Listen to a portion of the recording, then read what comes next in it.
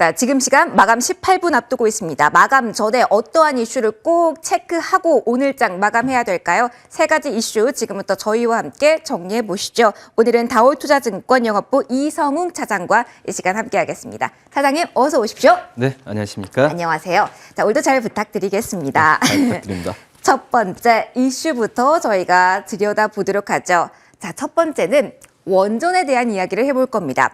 정책에 관한 모멘텀을 안고 있는 종목 가운데 가장 강한 연속성이 나타나는 것은 바로 원전인데요. 오늘 특이하게 오전부터 꾸준하게 시세가 이어집니다. 자, 뉴스에 의해서 오늘 강하게 움직이고 있는데요. 다음 달 출범하는 윤 정부가 구체적인 안을 내놓으면서 본격 수혜에 대한 기대감이 높아지고 있는 겁니다. 자, 이제는 원전 설계 수명을 늘릴 것이다. 이 안을 제출했다고 하는데요.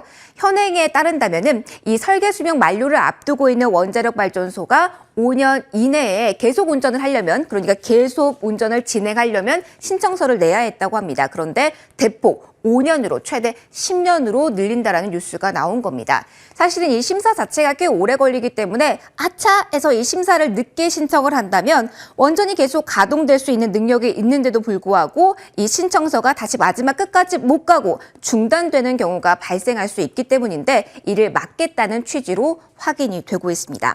자, 그렇다면 원전 계속 운전이란 단어를 제가 썼는데 이건 뭘까요? 안전성이 확보된다면, 그게 확인이 된다면 10년, 최대 20년까지 계속 운전할 수 있게 하는 것, 그게 바로 계속 운전이라는 겁니다. 자, 궤도가 이렇게 개선이 의도대로 된다고 한다면 지금 10개의 원전이 아니라 임기 내에 이 연장을 신청할 수 있는 원자력 발전소는 8개가 더 늘어나게 된다라고 합니다. 어떤 측면에서 주목을 좀 해봐야 될까요? 이렇게 18개로 늘어난다는 건요. 설계 수명 만료가 임박해서 운전을 신청할 경우에는 3년까지도 2년에서 걸린다고 합니다. 가동이 아까 말씀드렸던 것처럼 정지가 되면은 다시 한번 가동이 될 때도 안전성 심사가 돼야 되고 또 투자가 필요하기 때문에 그 시간에 추가적으로 비용 그리고 시간까지 소요가 되겠죠. 이런 문제가 없어질 것이다. 그러면서 원전의 활용도가 높아질 것이다. 이런 기대가 나오고 있는 거죠. 자, 원전 비중을 이제 본격적으로 늘리는, 그러니까 현 정부의 탈원전 지우기가 가시화되는 걸까요? 보다 강하게 원전 관련주는 움직이는 모습이 오늘장까지도 확인이 됐습니다. 일단 오늘 최고가 기준의 상승률은 한신기계가 30% 가까이, 그리고 우리기술, 우진까지 두 자릿대 상승률을 기록했습니다. 무거운 종목이죠. 사명 변경에서 두산 에너빌리티 역시 2.54%의 장중 최고 상승률을 기록했다고 합니다. 저는 가장 원전주를 보면서 궁금했던 게 이제는 조금 더 안정적으로 정책 수혜를 갖고 움직일지였는데 그동안은 약간 좀 불안정했거든요. 오늘 뉴스와 함께 강하게 움직이는 원전주 조금 다른 시각으로 이제는 봐도 되는 걸까요? 그쵸. 그전에는 어떤 대선 전에 우리나라 안에서의 탈원전화에 대한 백지화, 이거에 대한 이슈였다고 한다면 지금은 좀 많이 분위기가 바뀌었죠. 어떻게 보면 실질적으로 이 지정학적 리스크가 발생했잖아요. 맞아요. 러시아, 우크라이나 발생하면서 이 원자재 가격이 높아지면서 이제 그 전기에 대한 그 원료 가격이 굉장히 높아졌어요. 원전에 대한 필요성에도 부각되고 있다는 거죠. 그렇죠. 그렇기 때문에 이 전기에 대한 뭐 공급량이나 여러 가지 면을 본다고 한다면 이 원전을 할 수밖에 없는 상황이고, 네. 근데 이 부분은 우리나라뿐만 아니라 서구권을 비롯한 모든 어떤 글로벌적으로 봤을 때 숙제가 하나 쥐어졌다라는 부분이거든요. 그렇기 때문에 이 원전에 대한 부분에 있어서 우리나라 정부 정책 같은 경우에도 글로벌화 된다는 부분이 성격이 좀 많이 바뀌었어요. 네. 그렇기 때문에 이 이제 원전 관련 주들에 대한 부분에 있어서 좀 실적에 대한 부분이 가시화되는 게 더 빨라지지 않을까라는 아하. 부분이고요.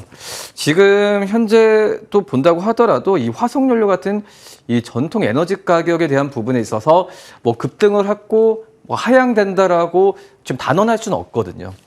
왜냐하면은 이 뭐 지정학적 지금 현재 뭐 러시아나 우크라이나나 뭐 휴전 협상에 대해서 얘기를 하고 있는 상황이지만 수급적인 면에서 완전히 이런 부분은 좀 약간 다른 성격의 얘기이기 때문에 네. 원료 전통 에너지 이 가격 같은 경우에는 저는 종전이 된다고 하더라도 쉽게 하향 안정화될 가능성은 좀 적다. 왜냐면은 한번 겪었기 때문에 이제 모든 국가들이 이 원재 이 원료 가격에 대해서 재고를 많이 확보하려고 노력 많이 할 가능성이 크거든요. 네. 그렇기 때문에 각국도 그렇고 뭐 각 대륙마다 어떤 숙제로 이런 부분에 있어서 리스크를 향후에 방지하기 위해서 아마 이 원자력 또 친환경에 대한 부분에 있어서 사업에 대한 부분을 가시화할 가능성이 크다라고 좀 생각이 되고 있고요. 네, 그러면은 국내 정책적 모멘텀 그리고 해외 수주 뭐 유지 보수에 대한 모멘텀 모두 가지고 있다라는 건데 네. 가장 궁금한 거 이거는 기대가 됐던 측면이 있고 사실은 저희가 움직이고 있는 이런 종목군들을 볼 때 가장 궁금한 게 이게 숫자로도 찍히는 거냐 신규 진입도 부담이 없는지가 가장 궁금하거든요. 이거를 바라만 보고 있어야 되는 건지 아니면 말씀하신 그 호재성 재료를 다 담아서 긍정적으로 새로 진입도 가능할 만한 종목군이 있는지도 궁금해요. 근데 이 정도 급등이면 좀 불안하긴 해요. 아, 그렇습니까? 왜냐하면은 실적에 대한 부분에 있어서 이 원자력도 그렇고 이 친환경 쪽 같은 경우에는 빨리 어떤 실적이 잡히는 게 아니거든요. 왜냐면 아시겠지만은 원자력도 그렇고 다른 그 태양광도 이 공장을 짓고 이 생산을 하는 부분에 있어서 뭐 몇 년, 최소 3년, 5년은 걸리거든요. 네. 그렇기 때문에 이런 기업들이 지금 멀티플을 받는 부분은 그 부분을 먼저 제 주가에 선반영되는 성장주로서의 개념으로 좀 가고 있기 때문에 제가 봤을 때는 급등했을 때 따라잡는 건 아니다라고 판단되고 있고요. 네.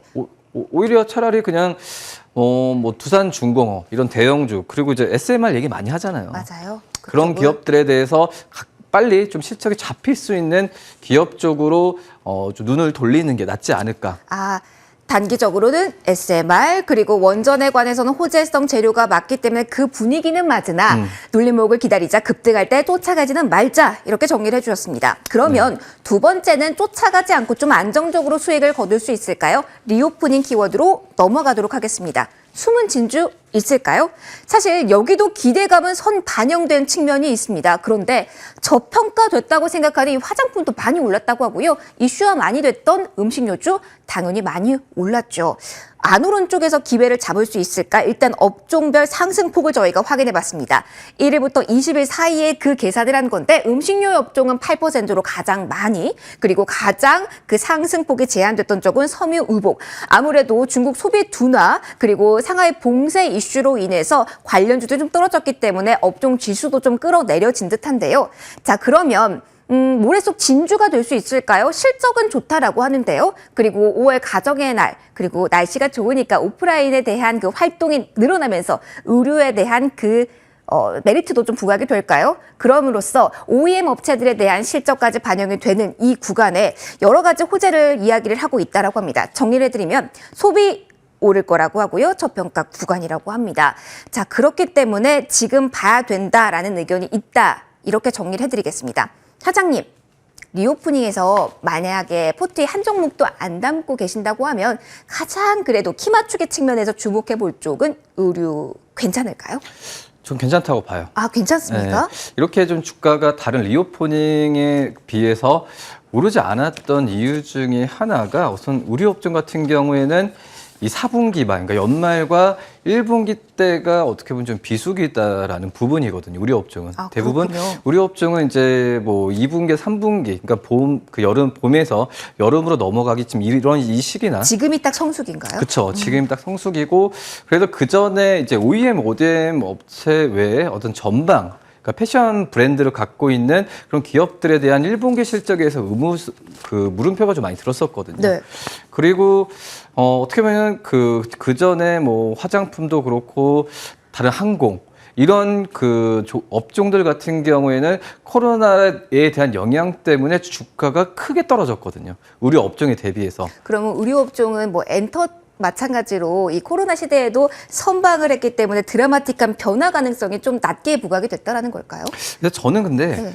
개인적으로 본다고 한다면 의류 업종이 리오프닝 그 어떤 수혜주라고 물론 수혜일 수 있겠지만은 직접적인 영향이 뭐 엔터, 뭐 그리고 화장품, 항공, 의류조보다는 직접적인 관련이 많이 좀 떨어진다라고 생각을 해요. 그러면 가장 네. 큰 뭐 이슈로 본다면 뭐 달러, 강달러 훈풍 이걸 봐야 할까요? 그러니까 이 의류 업종이 좀 다른 업종 대비해서 네. 좀 특이한 부분이 매출 구성이 점점 이제 내수보다도 해외 쪽 비중이 점점 더 커지고 있거든요. 아, 해외라고 하면 중국 이외의 미주권을 말씀하시는 아니요, 건가요? 우리나라 외. 아, 그냥 전부 다. 네, 전부 다 봤을 때 내수보다도 해외 쪽에서 매출 비중이 점점 커지고 있거든요. 그렇기 때문에 의류업종 같은 경우에는 어떤 우리나라 안에서의 뭐 쉽게 생각하시는 외출 자제된 옷을 안 산다 이게 아니고요. 그리고 지금 현재 중국 쪽보다도 지금 몇 년 전부터는 이제 서구권, 미국과 유럽 쪽에서의 판매 부분이 더 우선 비중이 높아지고 있는 상황인데 지금 서구권 같은 경우에는 이 의류 판매에 대한 성장률이 두 자릿수로 계속 좀 높아지고 있는 상황이기 때문에 지금 이제 의류업종 같은 경우에는 어떤 뭐 리오프니 뭐 중국 이런 것보다도 지금 이제 그 서구권의 어떤 경기 성장률과 그리고 소비 어떤 지표에 대해서 더 반응을 또 해야 되는 그런 현상이라고 좀 볼 수 있어서 다른 리오프닝 업종과 비교를 하는 거는 좀 약간은 뭐 키 맞추기 한다라고 생각하지 마시고. 근데 그런 걸 다 배제하고서라도 가격적인 메리트만 보고서라도 포트에서 비중 확대는 괜찮은 전략일까요? 그렇죠. 왜냐하면은 이제 말씀드렸듯이 1분기 실적에 대한 우려감이 좀 있었어요. 네. 하지만 지금 이제 신세계 인터내셔널도 그렇고 한성 같은 경우에도 그렇고 1분기 실적이 예상치보다 굉장히 지금 높게 나올 가능성이 크기 때문에 말씀하셨듯이 리오프닝 제외하고 의류업종만 본다고 한다면 저평가 구간으로 좀 접근은 괜찮지 않을까 이렇게 보입니다. 알겠습니다. 실적이 역시 중요 키워드라고 언급을 해주셨습니다. 그렇다면 실적하면 이쪽 오늘 마지막 이슈를 체크하셔야죠. 바로 정유주입니다.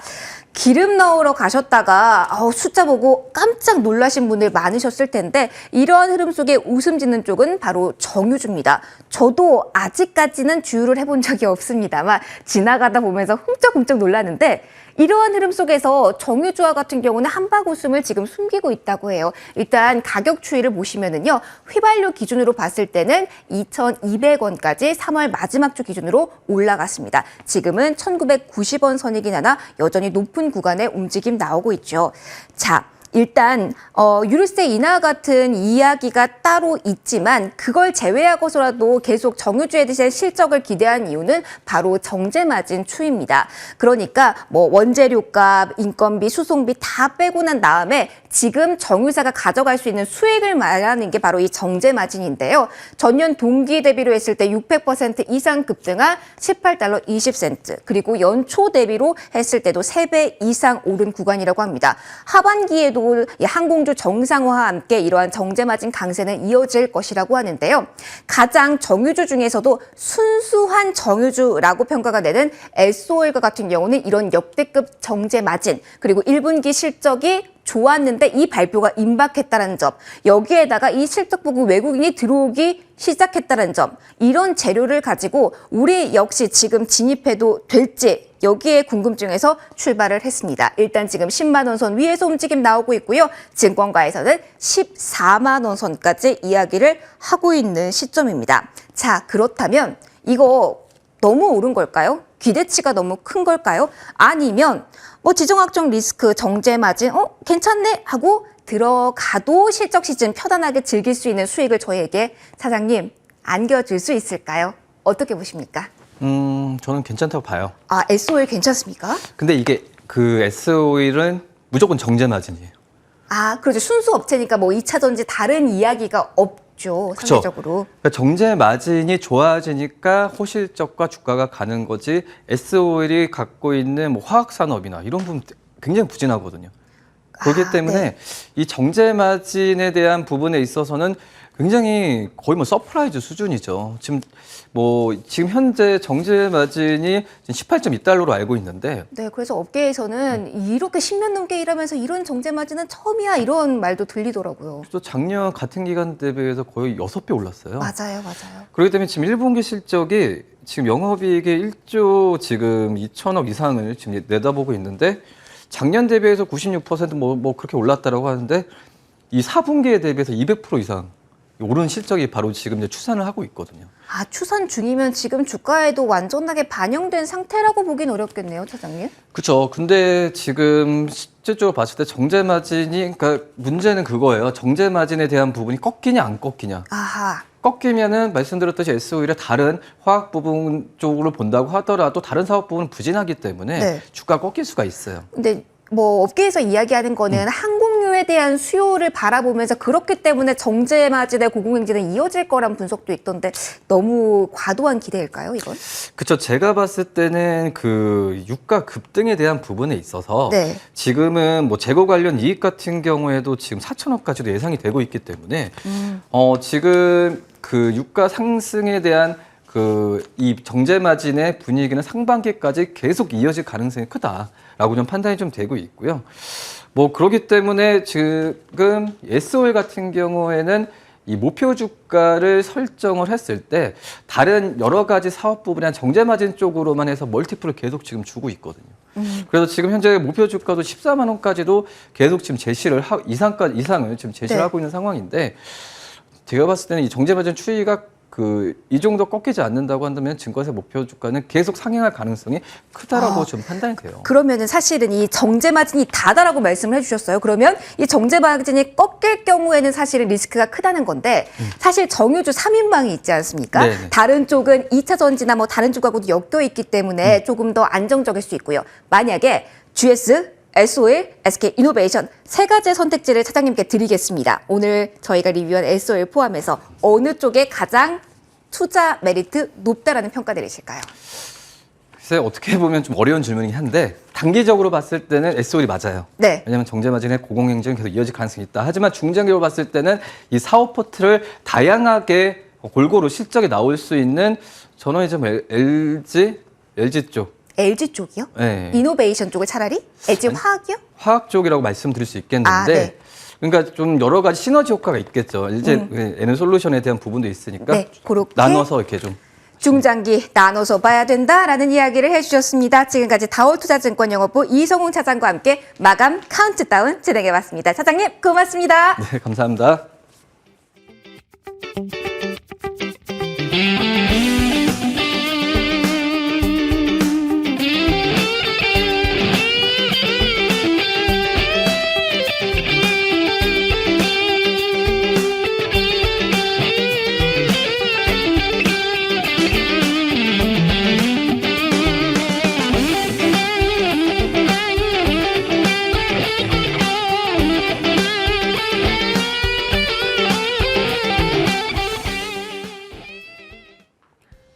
네, 이 시각 마감센터입니다. 간밤 미국의 국채금리가 소폭 진정세를 보이기도 했고요. 또 본격적인 실적 시즌을 앞두고 국내 주요 기업들에 대한 실적 기대감이 유입되면서 오늘 양대 시장 플러스권에서 마무리했습니다. 코스피는 2720선까지 오르면서 마무리했고요. 코스닥은 0.09% 상승한 929선에서 종가 형성했습니다. 다음으로 수급 현황 살펴보시면요. 오늘 유가증권 시장에서는 기관이 5,900억 원 넘게 매수를 하면서 마무리했습니다. 외국인이 장중 매수 우위 보이기도 했지만 장 막판을 기준으로는 다시 한번 매도하면서 마무리했고요. 이어서 코스닥 수급 현황도 살펴보시면요. 오늘 코스닥에서는 개인과 기관이 막판 동반 매수로 마무리를 했습니다. 장중 개인과 외국인 쪽은 계속해서 뚜렷한 방향성을 찾지 못하는 모습이었습니다. 이어서 시가총액 상위 종목주들도 살펴보시죠. 오늘 전반적으로 빨간불 켜고 마무리를 했는데요. 삼성전자 0.7% 상승한 6만 7천 원 선에서 마무리했고요. SK하이닉스도 강세 보이면서 11만 3천 원 선에서 마무리했습니다. 오늘 네이버가 2% 가까운 하락을 하면서 마무리를 했는데요. 1분기 실적이 기대치보다 낮게 나오면서 오늘 전반적으로 투자 심리가 악화된 모습이었고요. 다음 판 보시면 오늘 카카오도 또 동반해서 하락하는 모습이었습니다. 9만 3천 원 선에서 종가를 형성했고요. 리오프닝으로 인해서 외부 활동이 늘면 이커머스의 실적 기대감이 조금 제한될 것이다라는 전망이 나오기도 했습니다. 다음 종목들 살펴보시죠. 오늘 특징적인 종목들, 코스닥 종목들 살펴보시면요. 오늘 에코프로비엠과 LNF가 장중 강세를 보이기도 했는데요. 테슬라가 깜짝 실적을 내놓으면서 2차 전지주도 수혜 기대감으로 강세였습니다. 에코프로비엠은 장중 2% 넘게 상승을 하기도 했는데요. 장 막판 다시 한번 상승폭 내려놓으면서 마무리했습니다. 그래도 LNF는 견조한 흐름으로 마무리해줬고요. 펄어비스와 카카오게임즈 게임주들 전반적으로 약세로 마감했습니다. 이어서 특징적인 종목들 살펴보시면요. 오늘 정책 수혜 기대감으로 오른 종목들이 있었습니다. 폐배터리 관련주들이 전반적으로 강세였는데요.